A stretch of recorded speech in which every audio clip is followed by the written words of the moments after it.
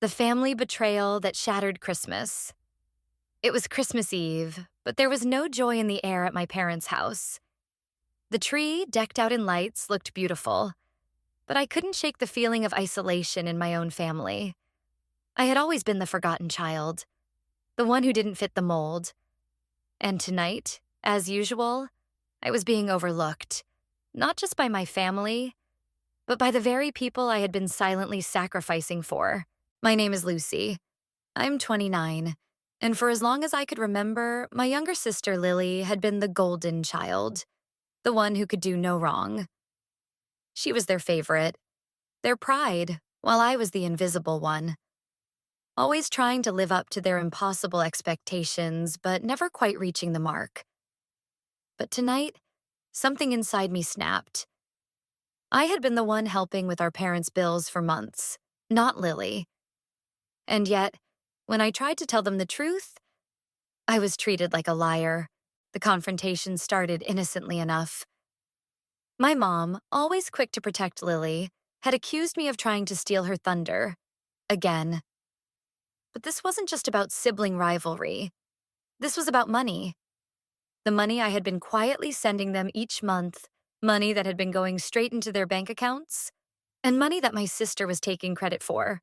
I had been discreet, believing that helping without making a fuss was the right thing to do. But Lily, as always, managed to swoop in and take the credit, making sure everyone saw her as the responsible one.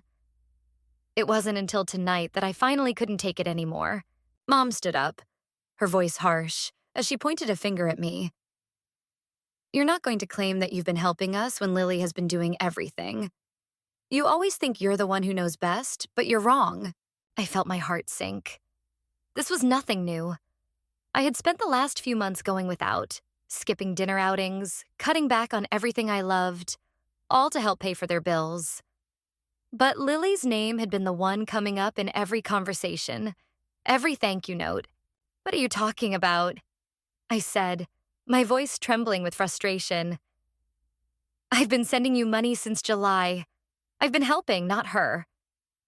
My voice rose, each word dripping with the anger I had bottled up for months. Lily wouldn't lie about something like this. My dad chimed in, brushing me off like I was nothing. "She's always been the responsible one. You should be ashamed of yourself for trying to take her credit." And just like that, my dad's words cut deeper than I expected. I had spent the past 6 months sacrificing my own needs to help them, and all I got in return was this. Lily didn't need to do anything. She was their perfect little angel. And I was the one left holding the weight of the world on my shoulders. But things were about to change. Just as I was about to lash out, the door creaked open. In walked Lily, swinging a bag of candy, completely unaware of the storm that had just erupted. She put on her sweet act instantly, tilting her head in that annoying, innocent way she always did. "What's going on, Mom?" she asked, her voice sugar-sweet. She didn't even glance at me. Mom immediately seized the opportunity to throw me under the bus. "Explain yourself, Lily.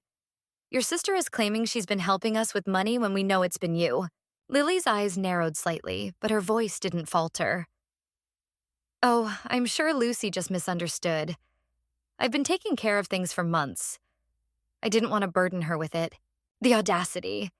The words were like a slap across my face. "No," I shot back, standing up abruptly, my chair scraping loudly against the floor. You knew it was me all along. You've been letting them believe it was you." I took a step forward, my fists clenched. "You're just playing the victim again, like always." Lily's smile faltered for a second, and I saw something flash across her face. Guilt? It was gone as quickly as it came. "Stop making drama, Lucy," she said, rolling her eyes. "I've been doing the right thing. You just want attention, like always." I couldn't let it slide anymore. I felt the heat rise in my chest, the suffocating pressure of years of being overshadowed by Lily's perfect little act. But just as I was about to speak, my cousin, Jake, who had been quietly observing the entire exchange, suddenly intervened. "Hold up," he said, his voice sharp enough to cut through the tension. Did Lily show any proof of these monthly transfers? Bank statements, receipts, anything? The room went dead silent as everyone turned to look at Lily. She didn't flinch, but I saw the slightest hint of panic in her eyes. My parents had never questioned her before, but now they were finally starting to doubt her. Lily cleared her throat. "I don't need to prove anything," she said, her voice defensive. "Everyone knows I've been handling it. You don't need to see proof," I snapped. "No, I'm done," I said, my voice trembling with the frustration that had been building for months. "I'll prove it. I'll show you the proof." But when I reached for my phone to pull up my bank records, I felt a sense of dread wash over me. The app froze. I tried again, but it wouldn't load. Of course, this would happen now. Lily smirked, her arms crossed in a stance of superiority. "Oh, how convenient," she sneered. "The one time you need proof, and your phone decides to stop working." It was the last straw. I felt the sting of being dismissed for the last time. My dad's voice boomed through the room. "Enough, Lucy. If you can't back up your story, you owe Lily an apology right now, and if you don't, you can leave." I froze. The weight of his words hit me like a ton of bricks. This wasn't just about money. It was about years of being treated like I didn't matter. It was about all the sacrifices I made, all the things I gave up to help a family who didn't appreciate me. And now I was being told to apologize? Without saying a word, I grabbed my coat and stormed out of the house. I drove aimlessly through the night, the cold winter air biting at my face as tears blurred my vision. Christmas was supposed to be about family, but all I felt was betrayal. I pulled into a 24-hour diner, not even sure why I was there. My phone was still malfunctioning, and I was stuck in a loop of frustration. But then, a message came through from Jake. "Hey, you okay? I'm not sure what's going on, but if you need a place to crash, I've got you covered." For the first time that night, a small glimmer of hope sparked in me. At least someone believed me. I sent a quick reply. "Thanks, Jake. I'll be there." The next morning, I was still feeling lost, unsure of how to prove my side. But then it hit me. My email inbox. Every transfer I'd made to my parents had been confirmed with an email from the bank. I quickly scrolled through my inbox, and there they were. Clear receipts with dates, amounts, and the bank account numbers that matched my parents' accounts. I sent Jake a message. "I've got it. I've got the proof." With renewed determination, I drove back to my parents' house. When I walked in, my mom was the first to speak. "So you came back?" she asked, her tone judgmental. Lily, standing behind her, smirked. "Came to apologize, Lucy?" she taunted, her voice dripping with sarcasm. I didn't respond to her. I turned to face my parents, holding up my phone. "I've been sending money every month since July. Not Lily. Here's the proof." I showed them the emails. The truth was undeniable. The bank receipts didn't lie. At first, they were hesitant, but when they checked the dates, the truth started to sink in.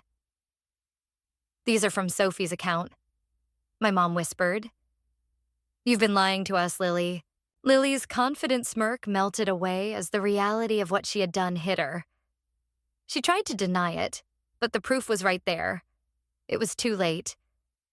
My parents, finally realizing the truth, turned to me.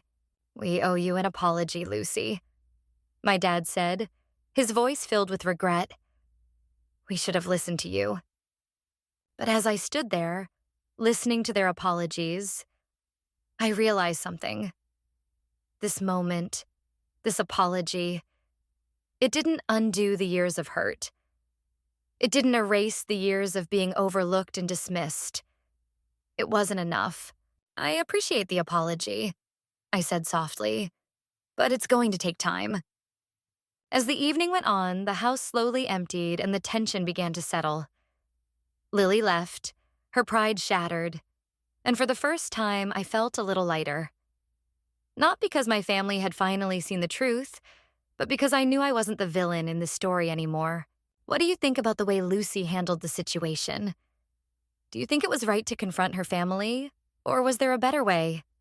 Share your thoughts in the comments below.